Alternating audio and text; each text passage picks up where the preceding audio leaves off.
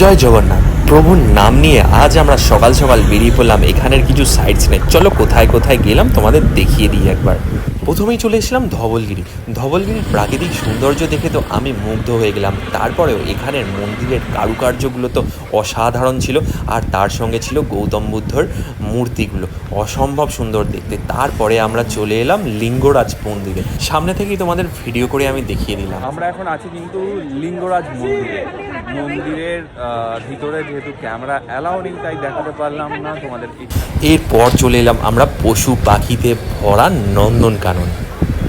এখন কিন্তু চলে এলাম নন্দনকাননে। দেখো পিছনে লেখা আছে। এই নন্দনকাননের মধ্যে কিন্তু অনেক পশু পাখি ছিল। তোমরা যদি ফ্যামিলি নিয়ে যাও আর তোমাদের যদি বাচ্চারা থাকে তাহলে তারা খুব এনজয় করবে, এইটুখানি আমি বলতে পারি।